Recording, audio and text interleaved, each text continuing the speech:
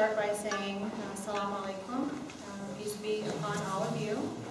I also want to say thank you all so much for having me be part of this panel.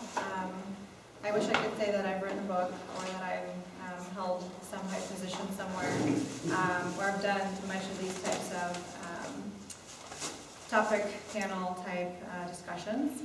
So I feel like it's kind of an honor actually for me to be able to stand before you as a normal, everyday practicing Muslim who can just be out there to kind of just show the perspective of a non-scholarly person. And I do say that with a little intent because there might be some questions that are asked of me, which I don't have the knowledge of regarding maybe Islamic law or jurisprudence.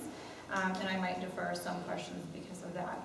However, I think it's definitely a very good and important topic to discuss, especially with all the events going on in the world today, representing and misrepresenting Islam. I'd like to open with a simple quote from the Quran that states, "Invite people to the way of your Lord with kind words and use the most sound logic in your presentation."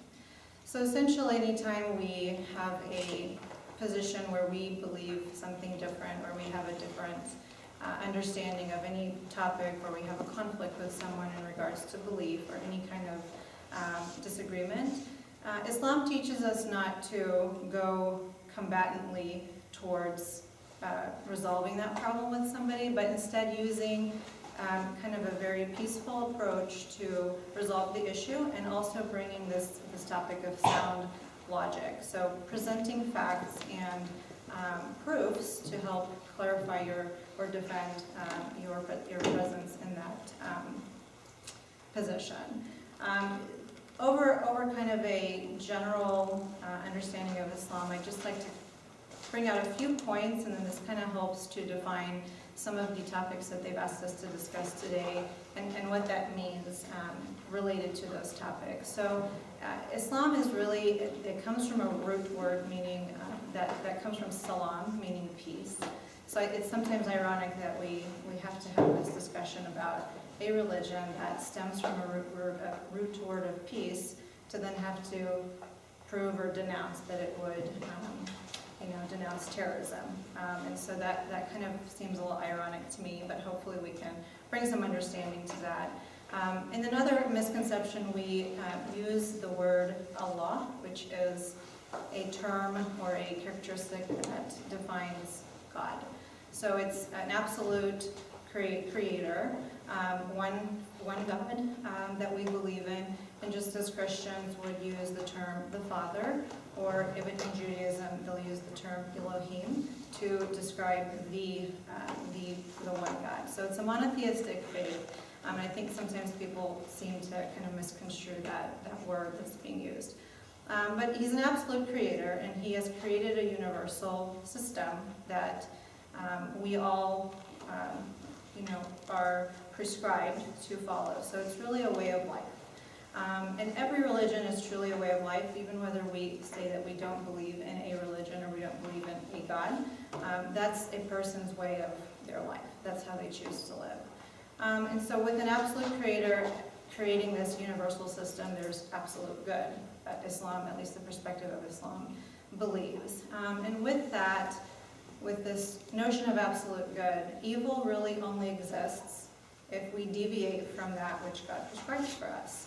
So it's just the opposite of good. So we've all been created, essentially this topic of how Islam prescribes this religion for us, this way of life for us. We've all been created to submit to God. So not necessarily the submission because God needs us to submit to Him, but to create a universal peace and harmony within humanity.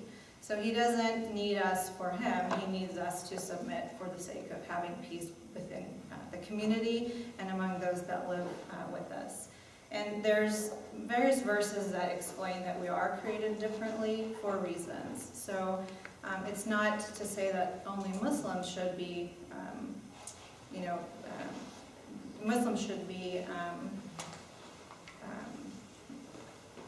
giving, each other peace and harmony and submitting to that purpose, but all of humanity. So it's not selective to just one group or one community or faith. So we've all been created, and we've all got a right and due justice. Not, again, just me or just Muslims, but all people have a right and due justice, and we're given this freedom. And it's been clearly stated that nobody is allowed to take that freedom from you, either by force or by any means without your own desire or will to believe or to follow any other form of religion or belief that you choose not to. So this freedom of will is prescribed to us all, and there is no one person or entity or group that can forcefully take this from you. So we talk about this notion of terrorism. So terrorism definitively is to take away that freedom, inflict some harm, some fear into the hearts of people, or to terrorize them, essentially. So I think it's a little bit ironic, I guess I should say again, to define Islam, this religion that stems from a root word of peace, and then directly have a connection or association where most people recognize it as a terrorism or a terrorist religion. And I think a lot of this comes from, of course, the events that we've seen going on around the world, and 9/11 being kind of a core example where that association has been made. Truly, however, based on the teachings that I grew up learning and most Muslims, mainstream Muslims believe, Islam really condemns those acts of 9/11. And what we can kind of use to help realize that, there's another verse in the Quran that I would like to quote, which is, if you kill even one human, it's as if you've killed all of humanity, and if you save even one person or one human, it's as if you've saved a whole nation or all of humanity. So how, you look at this and say, well, how can a religion that promotes this absolute creator who creates, or who is absolutely good, at the same time go and prescribe people to commit such acts of hate or acts of violence, such as killing or all the things that we've seen going on.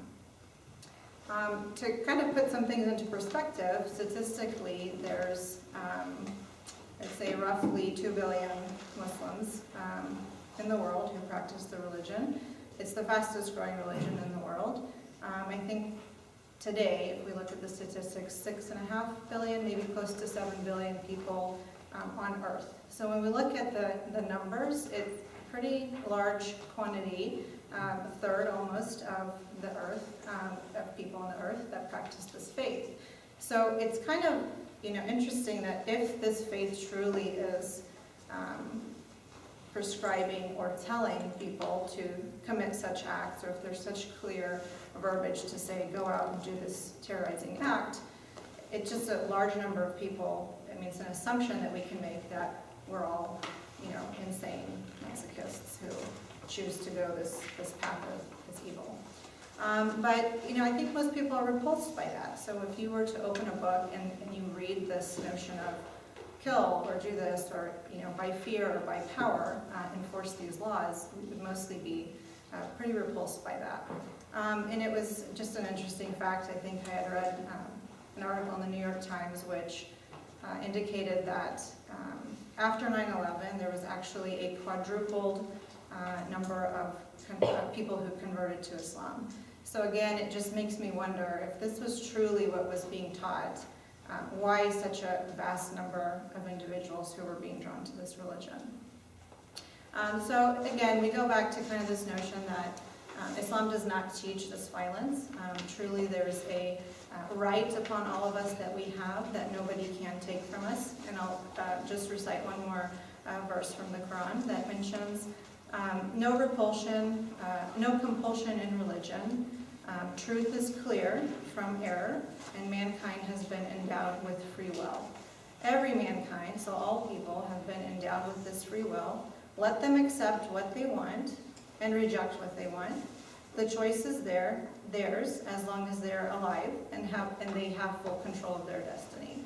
So again, it's not in any way explaining that people have the right to, by fear or by terror, convert someone or force them to believe in something. So really a God who creates, this free will would never send prophets or people to us to then take that free will from us.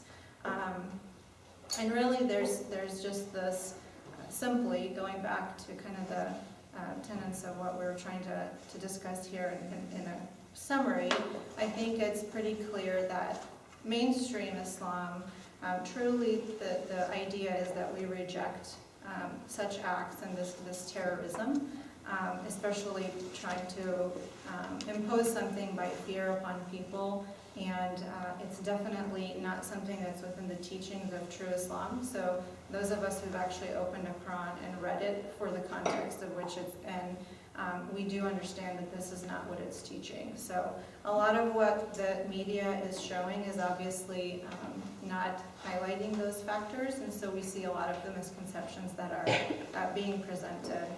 But it's really, this way of life is for us to accept and for us to be judged by the one Creator, not by others, and not for others to then impose what their beliefs are to then be upon us as well. There's obviously a lot more depth that we could go in, and I would also like to keep it brief. And there's some topics with regards to the actual refugee crisis, which I have some personal, obviously, experience with my family being a refugee family, and so those obviously would be open to discussion